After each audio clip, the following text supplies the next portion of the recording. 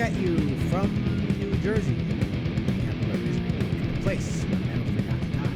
This is the Your Last Metal Podcast. And the podcast where we review culture and everything metal.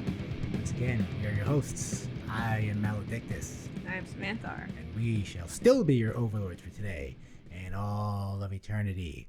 Welcome to this different show today. It's different from our usual format. So what are we doing today? Today we'll be discussing our recent venture to go to PsychoFest, Oh, no. Psycho Las Vegas 2021. We went to a concert. We went somewhere, and we will review the fest, and we will have a general discussion about the fest, what we liked, what we didn't like, and maybe a little discussion about live music now in general, and how we feel about it, having... At this point, this is our first big venture outside of the house since the plague took Like a hold. year, yeah. Since we've seen a show, really. More than that. If you didn't know, Psycho Las Vegas, they did have one pre-fest show on Thursday. Was it the 19th of August? But we didn't go there for that. We were just there for the main fest. Yeah, Psycho Swim. I don't go to Psycho Swim because I can't swim.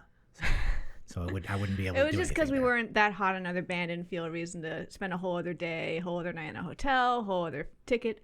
But, you know, that's whatever. But we were there for the Friday to Saturday 2022 main festival. Okay. But as everyone's aware, you know, Psycho 2020 canceled. We've been holding on to these tickets since, I think, December 2019 to go to Psycho 2020. So they carried over to this year. Main reason we bought those tickets was to see Merciful Fate, but they dropped off extremely early. Yes, when they rescheduled, Merciful Fate was not on that list anymore. Yes, when the original Main 2021 lineup was announced, Merciful Fate was already gone. But even after that, there was a big cut of a lot of bands from the original lineup dropping. And the lineup was still extremely volatile after that, and I think we waited up until like 2 weeks before the festival that they released any sort of daily schedule, which is not normal. Yes, usually takes it usually done way sooner. And even after that, we had a lot of changes and a lot of shuffling. For example, for visa reasons, Emperor, one of the headliners, Mayhem, Watain, and Migla, they had to drop off for visa reasons. I think damn. It kind of, at the very end, the Czech band Cult of Fire did get in. It did kind of seem like maybe and I read somewhere that it was because they were very flexible. They were okay with waiting till the very last minute to hear if they could get in. Whereas maybe those other bands, you know, they couldn't put their lives on hold just to be like waiting to see. They cannot be bothered with that. To play this one show in America. Cult of Fire was like, yeah, we'll do it. Fire was like, we'll go tomorrow. We got nothing else going on. Yeah. So yeah, those were all the visa victims. We had some assorted health drop-offs. Yeah, due to COVID, the Delta variant spreading so quickly, it was sure, you know, it's likely some bands would have gotten hit. Hippie Death Cult, I believe they all got COVID because they had been touring ahead of the festival. Violence, I'm not sure what. Well, the thing with Violence is Sean Killian recently kind of came down with COVID. He was actually hospitalized, but that was after Psycho that was announced. So supposedly, no one really knew why, but supposedly they were getting all like hoggy about it. Like supposedly someone saw something on their Facebook, you know, all kind of like anti-vax kind of shit. You think they were disinvited? I don't think so. No, I don't think they were disinvited. I think they just didn't. They're like, we're not doing this. And then the guy got COVID. Like that's as far as I know. I could be completely wrong, but I think they're a little bit kind of, you know. All right. Well, yeah. Another health casualty was Red Fang. I don't think that was COVID though. Yeah, I think there was some kind of health emergency. They didn't really get into it. Maybe more of a family emergency. Yeah, they didn't get into it. But. And the Skull. Yes, unfortunately, and. You know, at that point, you know, the Skull who had been touring with, was it the Obsessed or Wino? Yeah, I think maybe it was just Wino solo. Or no, I think it was the Obsessed. I think it was the Obsessed. The Obsessed, yeah. You know, they were touring together and then announced that the Skull pulled out of all dates. And then, you know, of course, later you kind of put two together. It was obviously because Eric Wagner had COVID. But so, yes, the Skull pulled out. And we have two also political pullouts. The first one, Pinback. Yeah, now so Pinback made an announcement on one of the Psycho Facebook sites saying it because they were still on the list apparently, and they were like, hey, by the way, even though we're on the list, we're not coming, and the reason we're not coming is because we don't like what's going on, and we don't like how the safety is going. And yeah, basically they thought it was not safe enough, which is, well, there was no vaccine mandate. Yeah, which I don't blame them at all for. I would not fault them. They were not at all for doing that. And on the opposite spectrum, you all know this one. We have Wino, who pulled out at the very last minute. He was going to play, I think, an acoustic set for his solo stuff. Exciting. At the pre-fest show. Yeah, he was. He dramatically pulled out because of the mask mandate. Yeah. Because he refuses to abide by a mask mandate that is mandated by the state of Nevada, and not even the festival, really. Yeah, which they're just abiding by, local ordinances. Yeah, and as we'll discuss, he would have been fine. But anyway, and just mentioning that, Wino kind of went on about that. He wrote this whole manifesto. It wasn't just like, I'm not going because of Matt. He wrote like a 5-paragraph manifesto as to how it's a population control thing and this and that and the other thing, and unfortunately, a few days later, we found out Eric Wagner of the Skull and Shovel died of that COVID. So that didn't really reflect I'm not saying it's Wino's fault, but it certainly didn't reflect kindly on him. Well, on his I'm rant. sure he didn't help. Yeah, no, certainly not, because he's on tour with him, probably spurging out every day, going, I can't imagine, and Wino gets these, So as you can guess, this is all happening after the still very late schedule reveal. So going into the actual fest itself, when the weekend arrived, the schedule had been changed a lot. There was a lot of question mark bands. Yeah. Which, if you're familiar with Psycho in the past, that meant a good thing usually. A mystery act. Yeah, which is a good thing. That they would, they would hint who it would be, and going into the weekend, you'd know who it probably was. It made it fun if you wanted to, look up to it, or you could maybe go in and have a mystery. And so they just left these on the schedule, these question marks. But did you catch any question mark bands? No, I didn't have time, but I heard. That they played a lot though, the question mark band. Yes. I couldn't ever get to one of those shows. I was just, my schedule was full there, but they did play a lot. I heard it was a very subtle performance. It's kind of you might not even notice it was happening. It was very quiet, and it was pretty maybe a little arty. Yeah, they played a lot though. Performance art maybe, and that you wouldn't think anything was happening on the stage. Yes. Question mark. They're a pretty busy band, but I didn't see them once. So weird. But obviously, everyone kind of already figured out well ahead of time. They were like, okay, those are probably just, they're trying to fill those spots. And so I went to the festival with a lot of hope that I see some exciting new little small band I'd hope to see fill a slot there. I was hoping they had a lot of bands on retainer or something, but that was not the case. Nothing happened. Just empty sets. Like a lot of people were like, oh, the Melvins are going to show up. You just see. But, nothing like that happened. No. The thing is, a lot of bands literally drop out the last minute. And once that happens, I think you're kind of shit. But at the other end of the scale, it's like they know how volatile this year is. So I don't know if it was just really hard for them to get bands on retainer. It's such an important festival, though, that it's like I feel like a lot of little bands would happy to be on retainer for Psycho. Drug one in, yeah, sure. They just drafted one. There's lots of bands in LA. They're not that far away. There's bands in Arizona. Yeah. I'm sure. Yeah, think of all the bands they could have put in there. Think of all the bands you like that could have probably just stepped bands in. in Denver. Yeah. Not, Could have got a lot of thrash bands, a lot of metal bands, a lot of death metal bands. They could have just drawn. But it does seem like for all their replacement bands, they pretty much only pull from bands they'd had before. Yeah. Which, I don't know. I guess they just didn't want to have on retainer people they'd never worked with. No, but why not, at the end of the day, it was just a fest that was not as many bands playing as normal. Yeah. You got a little bit less this time. You got a little bit less. Seems like we didn't get our money's worth. Yeah, I would say so. It's just having a festival in these conditions is just, just a shit show anyway, and we'll get into that. But so why don't we talk about the bands? All right, try to get through this briefly because we did see a lot of bands day still. by day. I don't want to make it seem like nobody was there. There's quite a few bands there. Okay, day one we start out on the main stage with Twin Temple. Twin Temple, you know how they are, but they got they got the huge stage. It's kind of big for them. Yeah, I thought they pulled it off pretty well. If you don't know, Twin Temple is a satanic doo-wop duo, although they certainly have a backing band. Yeah, they have a big band. They have a pretty big band. So, it just sounds like standard doo-wop stuff, but they're up there going like Hail Satan.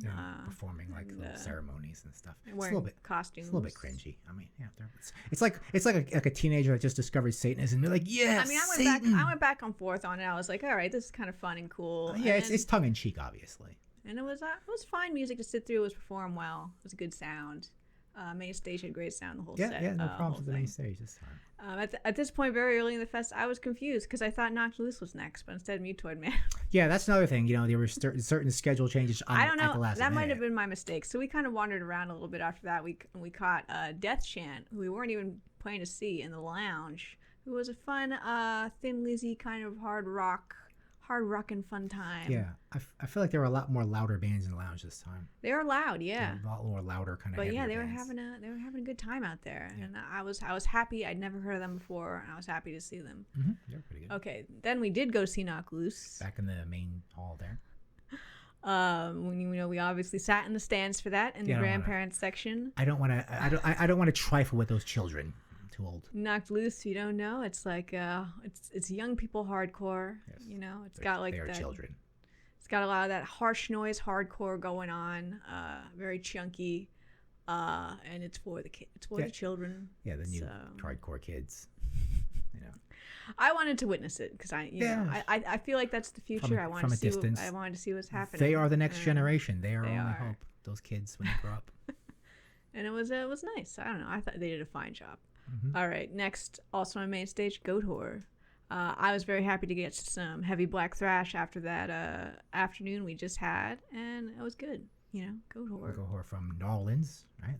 They're in that ensemble-verse. And like in other years they would never have been put on the main stage. They were on the main stage this year, but they did it justice. And they had a full crowd. Oh yeah, probably like one of the biggest crowds I saw in.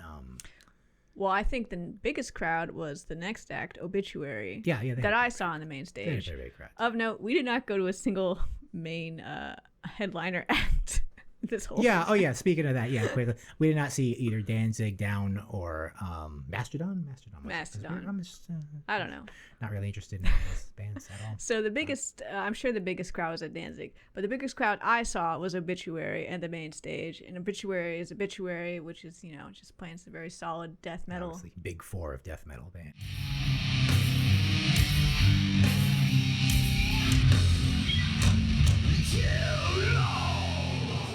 Look to him. Obituary was awesome. At that, you left early to go see who? I went outside into the beach, which I enjoy. Paul Caulthen, and this is one of the sort of alternative acts of Psycho this time. There's always a whole sort of collection of non-metal acts, as Psycho is very eclectic, which is a good thing. And Paul Caulthen is sort of he's got this kind of Waylon Jennings thing going on. Texas kind of country, alt country, obviously. And they had this. Hanging in front of their keyboard play, they had a Texas flag, but with a weed leaf on it. So they're kind of like, hey, we're rebellious, Texas guys. But great music though. I really like what they were doing. It's just really good alt country, but very authentic. Check out their stuff. Look it up on YouTube. It's pretty good. I discovered a new band, and I was like, wow, these guys are cool. So. All right. Well, after Obituary, I went to Exhorder, who was playing in the small club stage called the House of Blues. And they were not playing. They were playing a special set for their first album, Slaughter at the Vatican, and it was really good. I'm not that familiar with Exhorder. Like, I remember listening to their latest album, and it was a little too groovy for me as far as thrash goes. But Slaughter at the Vatican fucking rips, and they did a really, really good job. I liked their vocalist Kyle Thomas. He was very like old man dance time to the thrash. Yes. He was really selling the thrash with his like entire body, and he was like he had special dance moves for all the riffs, and like so they got a special interpretive dance for every riff. It was an interpretive dance. Interpretive dance. But it was very like he was like really into his old manness, like he was really feeling it, and it was cool. It's from the old school. Yes. Meanwhile, I was outside and I saw Ty Segall, and everyone raves about this guy. Like, you're gonna see Ty Segall. I was like, I don't know, wasn't that impressed by him. I don't know. He was good. What kind of like, music was he? I guess that's sort of garagey kind of like, experimentally kind of stuff. That kind of thing that's coming out of LA right now. Those cool kind of hipster kind of, experimentally kind of neo psychedelic bands. That's what he's doing. Kind of like that high energy stuff. I wasn't really like, I don't know. I wasn't super like, I wasn't like knocked dead by him. I wasn't that impressed with him. Shoot me. But All right. Wasn't my kind of thing.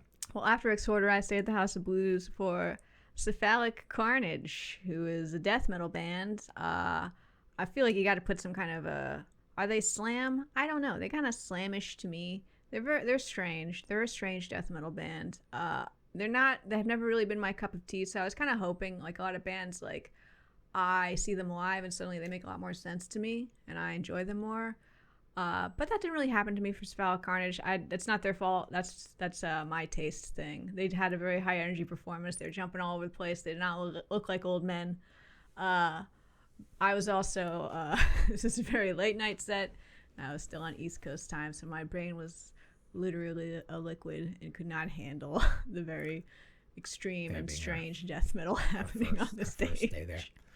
Yeah, it's good to know. We probably woke up at like 6 a.m. that morning. We're still attempting to sleep in. We're still in East Coast productive time, not West Coast lazy time. All right. So I attempted Cephalic Carnage, but I wish I had gone to check out on the beach where you were, GZA. Yeah, GZA came out there. Now he had good rhymes, good messages. He was doing some Wu-Tang stuff, so a lot of people knew the words with him. A lot of people singing along with him. So yeah, it was good. He was enjoyable. Oh, we did Wu-Tang stuff. Yeah. As far as I know, because everyone knew the words. So I'm imagining those are like Wu-Tang songs. Yeah, we did a great job. Had the band going. Like a lot of like keyboards and stuff in the band. It wasn't like a band, but it was good. Very good musicians. He had a good thing going there, and so he was pretty cool. So it's a very different kind of thing for Psycho, and I think he did really well. So it's cool to have. Hopefully, have more stuff like that next time. On to day 2, Saturday. A little bit adjusted, kind of, to West Coast time at this point. But we got up for 11 a.m. to go to the House of Blues to see Valemyst. I'd taken a little notice of Valemyst because they just released a new album, their debut album. So it's kind of like a kind of melodeath, but like good melodeath, interesting. And they had a really good set, really tight set. We both, Maledictus really enjoyed watching their bass player. Oh yeah, they had like a very like one of those kind of very bass players, guy he has like a 6-string bass. Any guy with a 6-string bass is really into bass, and at one point he like broke a string and he fixed it in real time. So bass players never change their strings, so that's why his string broke. So meaning another way he's a real bass player. He was also like the one jumping around the stage. Yeah, he had a lot of energy. He was playing like he was like, I'm a bass player. Look at me. He was the real front man of the band. Yeah, and he broke a string and fixed it in real time during a song. He didn't give a fuck. He never wrote. He didn't have another bass. He fixed that shit in real time. I was like, damn, that takes under pressure, man. That's under pressure, under fire, maintenance. Pretty impressive. Anyway, I was happy to see them. That's kind of one of the reasons I like to go to the festivals, to check out some very new bands that's from across the country that I would never see on the East Coast until maybe a couple years from now. Yes. So that's why I'm here. I'm happy. Next up was Unto Others. Mm-hmm. I was also extremely happy to see them on the bill because I can't remember what the conflict was, but we did not see them in 2019. There was a conflict. I can't remember what it was, and the main reason I didn't go was because I was going to see them open for King Diamond a couple months later. But we missed that because we were stuck in traffic because it was raining. Yeah, so we got there So I missed them. So. I'd never seen them. They were called Idle Hands back then. Yes. So I had 2 opportunities to. I have not seen them, but they're here today, or they were here then, and it was great. I loved it. I'm very familiar with their albums. They're a bunch of nerds. They're very nice boys. Bunch of nerds. And they did a very good job, and they even got a mosh pit going somehow. Yeah, they even, did a Misfit song. If you don't know Idle Hands or Unto Others, they're kind of like a goth rock. Yeah, very gothy. They get a little bit heavy, enough to get a little mosh pit going. But it's very nice and melodic and, sentimental kind of music. Okay. Next, we were still at House of Blues. We saw Profinatica. Which is a black metal band, one of the few. This was originally supposed to be a very heavy black metal festival.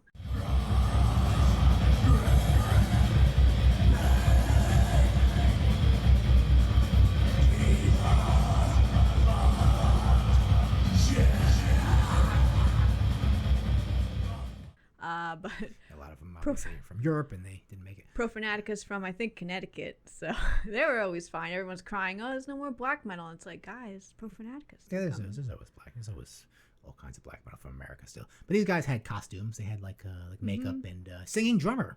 I always like to see a singing drummer. A singing black metal drummer. Yeah, so he's like, blasting and he's screaming into the thing. It's always fun. Yes. To see I don't have too many comments on them. It's your black metal. Singing drummer. Very horny band. Yeah. Yeah, I would say that. Yeah. their symbol is like a phallus, an erect phallus on some sort of thing. Okay. After that, I think we left a little early to catch Deaf Heaven on the main stage.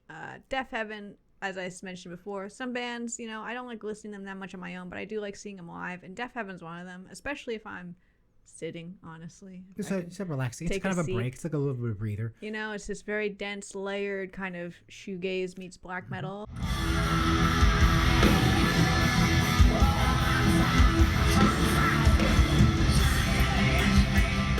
And we had seen them last time, and I'd never heard of them. And, last time we saw them, I was like, oh, these guys aren't terrible.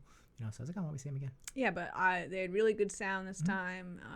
It was really well performed. It was an intense. The singer turned into Eminem. Looks like Eminem now for some reason. He cut his hair. Looks like, and he's blonde. I don't think it was blonde before. I don't know. All the light was blue. It's kind of hard to say what colors were. That's true. All right. After that, we saw the Flaming Lips. Flaming Lips. Now that's a very different band for the lineup and I was very eager to see the Flaming Lips. As was I. Yeah, I've never been a huge fan, but I like some of their songs. I'm just a very casual fan of them, and I like. I I was a pretty big fan of them back 15 years ago, but their set was, I would say, was pretty pedestrian. But they played the hits mostly. Yeah, I think it was just. But they didn't play a lot of songs. I don't know. I feel like watching it. I felt like I was very old. It wasn't hitting me like it would have hit Wayne me. Coyne was very old. He's an old man now for sure. They definitely had a lot of very fun, visually stimulating props going on. Yeah, he was in a bubble, which is kind of funny. He was going in and out of a bubble a lot. That was his protection from the disease. Every song he basically had to make a small speech as they changed out all the set and everything. Yeah, and I don't know. They were kind of doing this tongue in cheek when they came on. They were like, "Oh, we're not ready." I don't know if that was part of the act. I don't know. They really weren't ready. I don't know. There was whatever. He made a funny joke about opening for Danzig, which was definitely, it was like, yeah, we're opening for Danzig, isn't that, But it is kind of it was definitely one of the smaller acts, or not smaller acts, but smaller crowds we saw at the main stage. Being such a major band, I was like, there's not a lot of people in here. Yeah, and they're probably the most commercially successful bands. Maybe Cannibal Corpse and Danzig are more commercially successful, but otherwise, Flaming Lips is one of the biggest names there.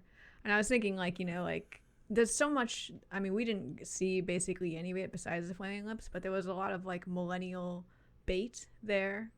Millennial nostalgia acts Cursive or Pinback would have been one. Pinback would have been.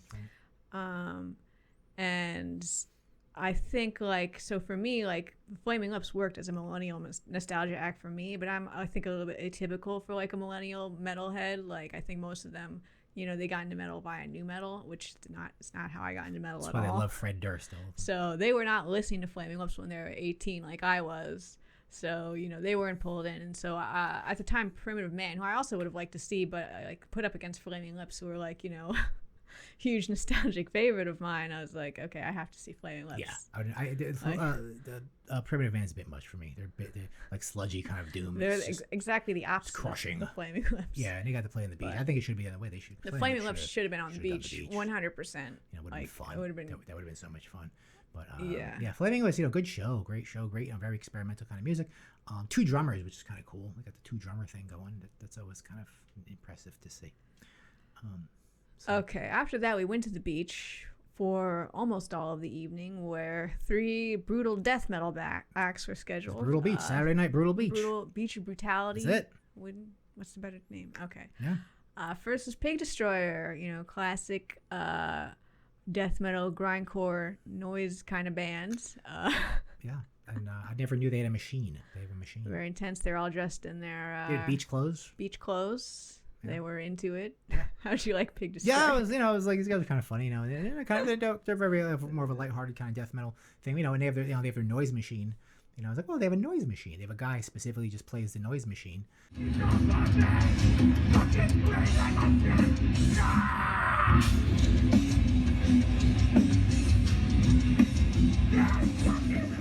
They got a good slosh pit going, as they say, a mosh pit in the Yeah, pool. oh sure.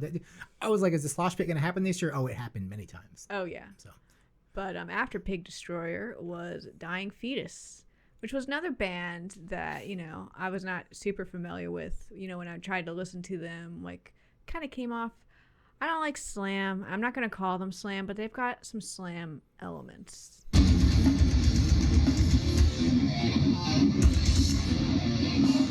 They've got that vocal, they have breakdowns, but they're not as dumb as slam for sure. But whenever I hear slam elements, I'm always kind of like, eh.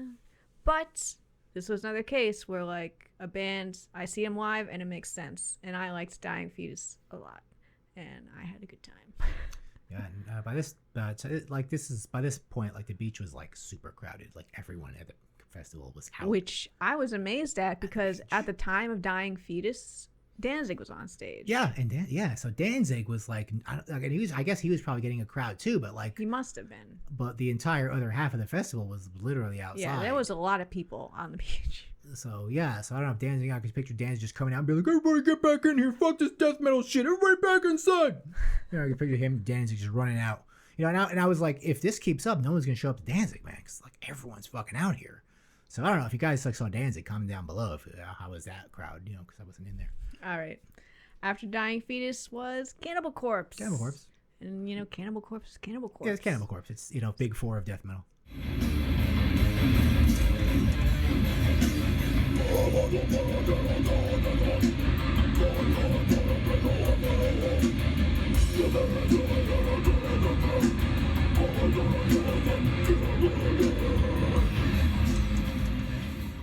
And they're just doing the very solid fucking death metal, and obviously would, I wish we had stayed for that entire set, but that big Cult of Fire, like, it was a big deal that they got to come. If they weren't there, it was going to be some shitty comedian in their slot. Another guy. But they made it. So like, I felt like I wanted to go, leave to get an okay spot for Cult of Fire, and I was like, Cannibal Corpse will probably come through town at some point. Yeah, they always do. And Cult of Fire, I'll probably never even have the chance to see them again. Yeah. But I was really enjoying Cannibal Corpse before we left. Yeah, they were fun. They're a fun death metal band. That's what they do. You all know about Cannibal Corpse. Okay. But yes, we did go. We left for the House of Blues to go see Cult of Fire. If you don't know, they're kind of an atmospheric black metal band. Which got mad crowded, like, quickly. And this is like the last show of the night. And they I give them definitely an A+ for effort. They brought all their props. They brought their snake chairs from Prague.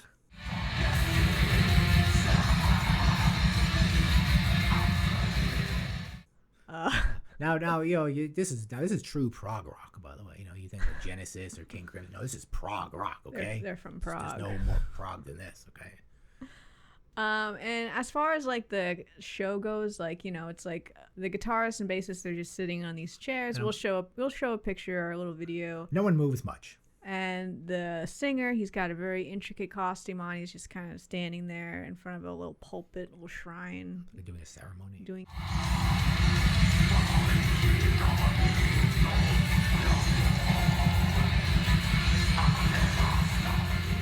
A ceremony, and no one moves the entire set. They just keep their little... And they're just playing the black metal. Yep. It's just the black metal. Two guitar players are sitting comfortably. And it's that very droney, very lot of tremolo picking, atmospheric death, black metal.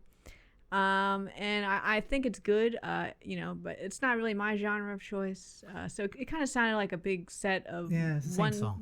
It's the same song. To me. And a lot of people are just into it because I think they just like the visuals. They're like, whoa, this is amazing. But the music is just... The visuals are really cool. Like, I loved how those guys on the chairs looked. Just sit there comfortably. They should have more comfortable chairs, like a lot more puffiness. Like, that would be cool. No, those chairs were awesome. They had snakes on them. Yeah, if they had like puffiness, like, very more comfortable chairs or like nice and fluffy. Like, nice. Loungy. I do think like the visuals were overshadowing the music. Yeah. I think, definitely. But they don't move though, so eventually, I don't know. I just eventually get tired of the visual because they don't move. They're just there. They're not doing anything. You're just gonna sit there and just go.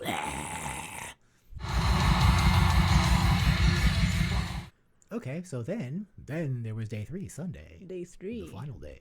Day 3, we started on the main stage to see Integrity. Yeah, that was a good band. It's kind of a hardcore, thrashy hardcore band. Yeah, a little thrashy. That's my style of hardcore. Yeah, it's more fun. They got the crowd going. It was a little less young people hardcore. It was a little more like old school sounding. This was the only time I went up front. For the entire festival. I love being up front, and this was the only time I did it. Yeah, I'd say we avoided that because, obvious reasons. For reasons. Didn't stop other people. So I had a good time. So I couldn't even see how big a crowd they got. Yeah, it was pretty big. It was pretty big? Yeah, it was pretty. But they did a good job. It was a lot of fun. Because I wasn't up front for there. I was hanging back. But the real nerd reason I was up front already for Integrity was because I wanted to be up front for Midnight. And all the other nerds are up front for Midnight. And Midnight has a lot of nerds. Midnight was awesome, obviously. We'll play a little video. Yeah, they did great. Showing them being ridiculous.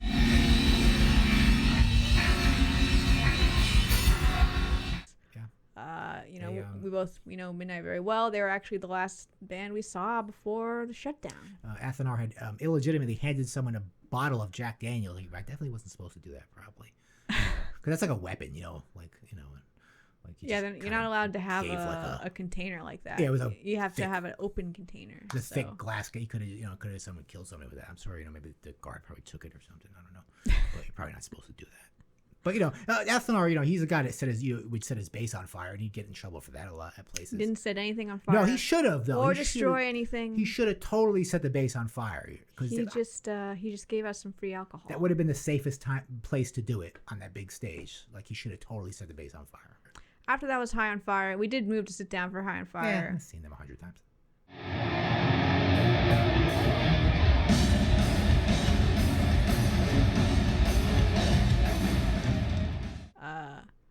I thought High on Fire sounded very good for High on Fire live. You mean Matt Pike's guitar sounded good. You can't hear anyone else. You can definitely hear. I can hear the bass. His guitar is just. The thing is else, High on Fire has a sound that is very difficult to do live, and I've literally never heard it done where I'm not like, wow, this sounds like mud. And this was the best I'd ever heard them live. Mm-hmm. Definitely the best sound I've ever heard them have. And yet still there were sections where it sounded like mud, and the only reason I was able to follow along was just because I do know their records pretty well. Yeah. It's like I actually know this is a very intricate, interesting riff that goes a million beats per minute. But it sounds like mud right now because you can only play so heavy or you can play so fast. Yeah, Matt Pike is trying to play too heavy, too fast, with too many notes, and it's just too much. It sounds great on record, but it's just I've never heard it done justice in the live setting. Sure, when he records it sounds great, but when you have he has 20 different effects pedals. He's like the effects pedal guy. When people think of effects pedal, I think of Matt Pike, and he's got 50 cabinets and 50 amps back there. It's all right, dude, you don't need all that. I know it looks cool. Anytime he did more of a mid-tempo riff, which is not that frequently. Yeah, it sounded great. It's not like Sleep, it's nothing like Sleep. It's not gonna be anything like Sleep where you can kind of hear him play. It's just a machine gun of notes, playing really tuned down and really heavy. It's just, it's all right. I don't know, it doesn't work. But I'm still happy to see them.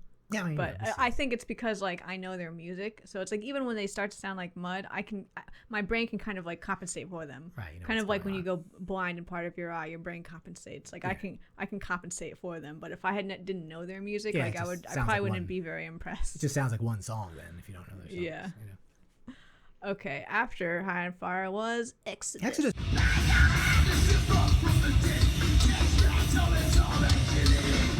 Came on, which a lot of people wanted to see. I really wanted to see them. I never got to see Exodus before. I always got to the show late and missed them. I saw them over for Slayer once and I missed them because I got there late. But yeah, Slayer, they were great. Steve Souza's up there. Gary Holt's up there. Pretty much the whole band except for the drummer. They had John Tempesta of White Zombie and the Cult, who actually was originally played for them back in the day. I didn't realize that. But yeah, great show. I just feel like John Tempesta was struggling a little bit. I don't know. I feel like he was not on. You totally disagree with me, but I feel like he was not like at 100%. I don't know, it's just me, but otherwise great, show. Ultimate like street thrash. I really enjoyed what I saw, but I left early to go because Exodus was put up against Immolation at the House of Blues, and Exodus is going to play here in a couple months. Yeah, they're coming around again. And we're specifically not seeing Immolation, the Immolation Day at Decibel Metal and Beer Fest. So I was like, I gotta go see Immolation, even though I definitely more of like a thrash Exodus fan than I am an Immolation fan. But I'm glad as opposed to Cult of Fire, where I wish we stayed at Cannibal Corpse. I'm glad I went to see Immolation. It was they're a very challenging riff band. It was like a mentally challenging set. It was very interesting. I really enjoyed watching their guitar player Paul Vigna play his riffs. We'll put a little video here. Do a little celebration of Paul Vigna. It was a very good set. Yeah, I stayed in Exodus. And they played a new song. They have a new album coming out. So there we go. There you go. Okay. After that, both met up at House of Blues. Change of pace was TSOL. Old man punk band.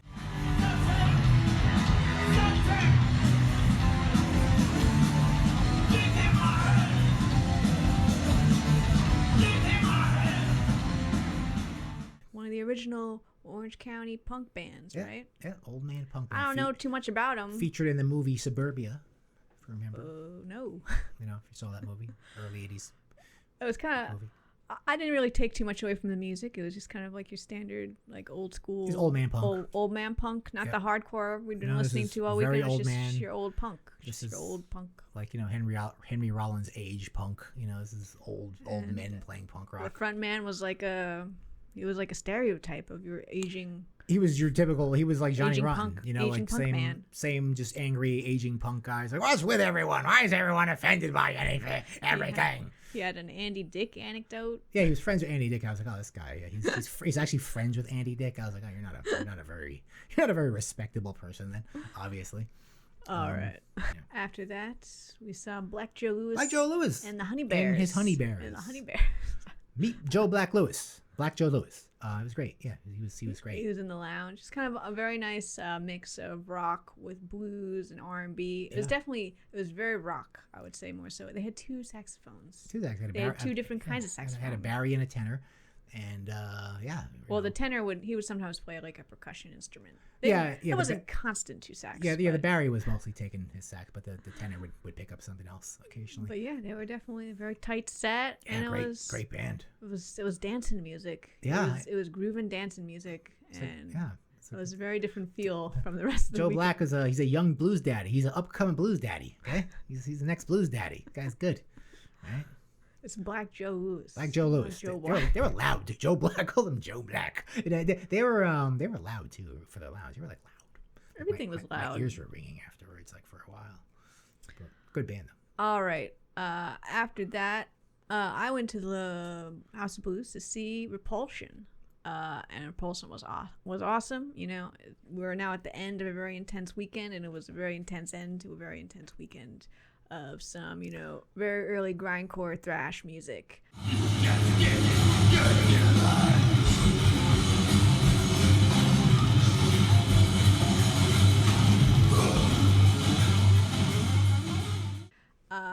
And yeah, they were just really cool. It was really cool to see them. They told a story about how they met Chuck Schuldiner while he was working for the first time while he was working at Del Taco. He said they went to his house and his mom was like, he's at work at Del Taco. So they went to Del Taco. Oh, Chuck's there. He said Del Taco. He's like, hey guys. And also, not done yet. Apparently Scott Carlson's bass was stolen that day out of the hotel, and he was playing this very shiny new bass. Right out of the hotel, man. That fucking sucks. He'll get their shit stolen all the time. So that sucks. A very nice end to the weekend for me. But where was Maledictus at this time? I went outside because I like going outside. I like the beach. I always like the beach. And the Osees were playing. And I've heard of the Osees. They're one of those bands. Everyone's like, you gotta see the Osees. They're amazing. Like you hear Henry Rollins, you gotta see the Osees. They're amazing. So so I checked them out, and damn, they were good. They were fucking good. like super high energy, like garagey kind of band. Another band with 2 drummers, by the way. And, and the 2 drummer thing is kind of pissing me off. You know, I'm always ranting about drummers. It's like, oh, I can't get 1 drummer. These guys are like, oh, we have 2 drummers. We are rich. You are poor. We're gonna get 3 drummers. And like I can't have 1. It's just distribution of drummer. Well, you would never get that drummer anyway. I know. Yeah, I know. Like obviously people are. You're not competing competition. Yes, that's for that true. drummer. But it's inequality in drummer distribution. Okay, there needs to be equality or equity in drummer distribution for all musicians. Okay. All right. Well, that was the weekend. Yeah. That was it. That was all of them. Did you have a favorite set? For all of obviously Midnight. Midnight was the only band I was like kind of expecting to see. Like from the original list. But yeah, obviously I enjoyed a lot of the non-metal bands, surprisingly, because and I was like, wow, these guys a lot of them are really good. Yeah. I agree. Midnight was my favorite set. Yeah. Well, otherwise Exodus. I love seeing Exodus as well. But yeah, Midnight it was always fun. It's always just super high energy kind of band. But yeah. So that was all the bands. So now, let's talk about what we didn't like. Let's briefly talk about what we didn't like about everything, how it was run, how some of the how as we mentioned, there was no vaccine mandates. Yeah, they should have done that. Okay, and obviously, if they had done that, a lot of people would. A decent amount of people would probably have to cancel their reservation there because you don't have your vaccine card. You can't get in. Obviously all the hogs would get mad. But what can I tell you? We have to make this thing safe. There's like 10,000 people here shoved into like a small space, and you have to make it safe. So sorry. I hate to. I'm a freedom. But I don't know what to tell you, man. That's. And I'd heard some people theorizing oh, they're not doing it because it's in a the whole thing is integrated into a casino, so there's no vaccine mandate for the casino, so it's why bother? Sure, so they don't have to. But being there, I would say that's bullshit because you could very easily stay away from any of the casino patrons if you wanted to. Yeah, they were not a problem at all. Trust me, the casino. They were not up in your business. Never. Not unlike in the House of Blues where everybody was up in everybody's business. Yeah. I don't mind if the people all the way down there at the craps table are not vaccinated. Yeah, they were staying away from us because they were like, oh my god, what's with these people with battle vests? So they were staying away from us. I would anyway. have liked to know if everybody in the House of Blues was vaccinated. Yeah. Because that House of Blues, which as I mentioned is basically a small club venue, that was the house. That was the house of COVID. They needed to have at least occupancy rules. It's first come first serve. We're only letting this many people in here. If you can't get in, go see another show. That's it. It was. And we're not saying super packed. We wanted it to be under capacity. That thing was over capacity. Yeah, it was more than last year. There was more people in there than last year than I've ever seen. And there was a lot of people not wearing masks. Okay, there was a lot of people. It was very strange because wearing masks. When you go to the event center, they have those people clicking when you walk through the door, so they're keeping track of capacity. Yeah. So I don't know if they're also doing it at the House of Blues and they just don't care because they definitely go over capacity. Oh, for sure. Or if they're not keeping track there, because they don't have to, but they do at the big stage, which was literally never overcrowded. But it was extremely packed in House of Blues, which is also a bar, and easily 50% of people were not wearing a mask in there. I mean, that was honestly my trepidation. The reason I was all right, I would prefer if this thing had a vax mandate, but they have a mask mandate, and so if everyone's masked, I'm vaccinated, everyone's masked, the risk is pretty low. It would have helped. People were not. That mask mandate was not enforced at all. The mosh pits were going as strong as ever, as if there was no pandemic at all venues. By the way. And if no one in the mosh pit was wearing a mask, how could you wear a mask? I saw a couple mosh masks. It's gonna come off. It's gonna come off. But it does kind of seem why bother in the mosh pit? But yeah. But I mean, it wasn't just the mosh pit though. It was literally everybody. If they were just holding a beer. Yeah. The mask wasn't on. It was most people. If they'd had a drink at any point in the evening, they did not wear a mask, and the security did not give a fuck at all. I would see security, flashlight people for smoking weed in the House. Oh yeah, they'd be right on that. But people just obviously they're not drinking anything, but they're mask. They have a mask on. It's like they're not policing that at all. Yeah, there was like the mask mandate was a joke. There was no. It was literally a joke. Wearing masks. But anyway, like I was like in an N95 mask the whole time, just like. And that's like that was me because I'm like, this is fucking like hog fest, and this is gonna be bad. I'm curious to see all the cases because there's gonna be a lot of them. We're still waiting for our results. Yeah, I mean, I feel fine. It's like you could still get it, obviously, even with my N95 mask. Yeah, I mean, I feel fine. We both feel fine. And, this is a week into it, so maybe we'll see. Maybe we have it, but no symptoms. Who knows? But it's entirely possible. So obviously, I think they should have enforced actually the mask mandate they had. Vax mandate would have been good. Enforce the mask mandate you had would have been nice. Yeah. Also, don't be like the way scheduling was done was just dumb. Yeah, they could have made it safer. Okay, they reduced the amount of bands that were able to play on the beach this time. Last year, there were more bands that were able to play on the beach because they opened the beach earlier. This time, the beach opened at 7 p.m. So they got 4 bands on the beach a day. Only 4 sets on the beach. I was easily maybe 6 to 7 sets on the beach. You could have done 8 bands on the beach every day. You could have done it. My guess is that they couldn't pay the hotel the amount of money to close the beach. To the public. Safe, like obviously the Segall organization does not give a shit about you. They want to make money. They're terrible people. Okay, they're a bunch of hogs. But obviously the safe option would have been to have as much happen on the beach as possible. Just put as many and out there. also to put the bigger draws on the beach and not the House of Blues. Like when I was in Exhorder, that was the most packed I saw. Exhorder and Cult of Fire was both the most packed I saw. That place was packed. House of Blues, like way over capacity, very difficult to move in or out of there, like very claustrophobic. A place I wouldn't be comfortable with because I don't like that many people around me anyway. Like in normal times, I would be like, oh, this is really crowded. Yeah, now there's a bunch of hogs from all over the country. You get that feeling like if I need to leave here, I can't. Yeah. But now there's people with COVID. But like on both those instances, like the main stage, because they ran out of acts, the main stage closed early every night. The main stage easily had 1 extra set every day last time. So at the end of the night, the only things running or the main stage isn't running. And so like for Exhorder, they put Segall on the beach.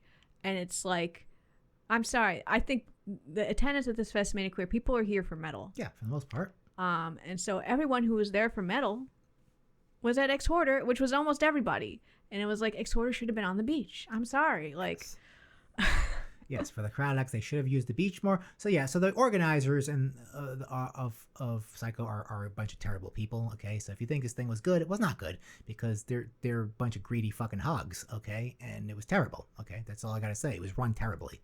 All right, I know all these people are like, no, it was great. No, it wasn't. Now you have COVID, fuckface. I mean, they could have just put Exhorder on the main stage for all. They could have just done so many things better, and they didn't. They could have put Cult of Fire on the main stage. They give zero I'm sure fucks. They would have had great attendance there. They give 0 fucks about your health. They just want their money, okay? And that's what it's all about. Also, the one thing about the security, like the security, what I heard from everyone is way better than it was when it was at Hard Rock Cafe. Supposedly the security at Hard Rock Cafe were the Gestapo, and for the most part they were good here, but there was a few cases, and I saw on some of the social media as well, because I thought maybe it was just me. When the first show, when we went to see Twin Temple, which is at the main event center, they made me take off a simple studded belt, like it was just a studded belt, like something everyone wears. Meanwhile, a girl goes in next to me with like a 50 caliber bullet belt, which I'm sure like you could you could beat somebody with that as well. Even though the bullets are probably plastic, either way. I had to remove my belt and go back up to my hotel room and put the belt back. And it was quite, and it was inconsistent because some people were able to get in with full spikes. It sounds like there was just one guy. Yeah, there was one guy who thought he was stage who would catch a few people. Otherwise, I found security actually laxer this time than last time. I think for the most part it was. There was this one guy who thought I got patted down way less. Yeah. They went through less in my pockets and my fanny pack. I didn't have to take my pack off a lot of the time, and it was much more rigorous last time. There was one guy who did not get to become a cop, and he was taking it out on all of us, And yeah, some Well, of you us, look dangerous. yeah, sure, I look totally dangerous. Yeah, so and it's like, what am I gonna like take my belt off, like beat somebody with this belt as my pants come down, and be like, oh yeah, I'm gonna beat you up. It's like, hey, look at that guy with his pants down, beating that guy up. It'd look really silly. So yeah, so that was just one. I was like, what the fuck, kind of just. Did you enjoy any of the food? The food, there's good food place out in the tunnel there between Luxor and Mandalay Bay. It was good Pretzels. Pretzels were good. Pretzel The lands. pretzels were good. I like those pretzels. Otherwise, the food, was just like, what was that burger place we went to? What was that called? Johnny Rockets. Is that Johnny Rockets? I mean, you can get Johnny Rockets anywhere. So, I got to eat hamburgers, which I usually don't get to eat, very greasy hamburgers. I got to live on junk food, which, we don't usually get to do here. We usually kind of healthy here. So, so. As Maledictus said to me, some people come to Psycho to get super trash, get super high, trip on mushrooms, have a lot of sex. I got to eat 2 hamburgers. And a milkshake. We got to share a milkshake. So that was a vacation. That's living decadently for me at this age in married life. You get to have 2. Your wife lets you have 2 hamburgers. If I did that, if I ate 2 hamburgers in one day, I guarantee you Samantha would not be happy with me, understandably. Because, you can't just eat 2 hamburgers every day. But when you're on vacation, I'm going to eat 2 hamburgers and a milkshake. Okay? So, and some pretzels. I love those pretzels. They were good pretzels. I wish we could have that. I don't know if we have anything like that here. So we have Auntie Ian's. Oh yeah, we should try it. You'd have to go to the mall. We have to go to the mall. Yeah, you have to go to the mall. I don't want to go there. So anyway, that was it. So what do you think of live music moving forward? Now that we've been it. Well, that was very dangerous. That was very risky. I mean, what if we don't have COVID? Then it worked. Well, yeah, then everything worked. But that's just maybe we should have waited for our test results to come in. You beat the Russian roulette this time. Listen, if there's still cases spreading a lot in the wintertime, then I am not obviously interested in going to shows. We got another show coming up next month. Yeah, hopefully there's no cases. With the vax mandate attached to it. Okay, well, that's in the city, right? Is that in the city? Where is that? Decibel Mineral. It's in All Philly. Right. So that has vax mandate. So I feel better about that then. But a lot of venues around here have the vax mandate. No, in New York City they have to. I don't know about New Jersey, but New York City they have to. So yeah, if that's the, I'll feel a lot better about it if there's a vax mandate. Psycho should have absolutely had a vax mandate. I don't care how many people had to cancel. Fuck you if you don't get your vax, you damn hog. So yeah, that's it. And otherwise, so hopefully 2022 we saw a list for 2022. Merciful Fate's on there right now, so that's good. We didn't buy it. I feel like I was kind of like, it's like, you should jump on it because it was an early bird price. But I felt like I was just kind of vaguely pissed off at Psycho. Yeah, I was like, I don't feel like giving them money right now. I was like, I hated going to the House of Blues. Yeah. I hated it. They were not looking out for our safety in any way. They were they had all these bands that I was like, I paid a lot of money to come here and I really wanted to see this band. I don't want to be in the House of Blues. Yeah. And it's like, I looking back, like, if we had paid for the High Roller, which probably would have been like, it's a lot more money. It's a lot more money. But if you pay High Roller, you get to be in the sitting up in there. In the non-crowded balcony area. For most of the venues, it's not better. For House of Blues, it wouldn't have helped anywhere else except House of Blues. But the event center, it means nothing. I really hated going into the House of Blues. Yeah. It's just very uncomfortable. Yeah, it's just the conditions. If it was any other time, I'd be like, all right, fine. That's a club. It sucks. Yeah. It sucked. Yeah, that wasn't good. So yeah, I feel like I was just kind of pissed off at Psycho. So I was like, I didn't feel like giving them money, even though I definitely want to see Merciful Fate and Seer Thungle. Why we originally, Seer Thungle's playing a lot of good, all the missing bands from last year are coming. So that's it. Hopefully next year, hopefully there's no plague next year and everything's fine, and you could take your, have no masks and have a slosh pit. You're gonna have the gamma variants. Yeah, you have the gamma, the zeta, the epsilon, the omega, and we're all dead. The world when wiped the Omega out. Comes, we die. That's it. It's the last one, and we all die. That's it. So yeah. So hopefully it's good. So yeah. Hopefully y'all enjoyed this review of our Psycho weekend last weekend, and yeah. So see you next year with that. All right. More reviews coming up. Take it easy.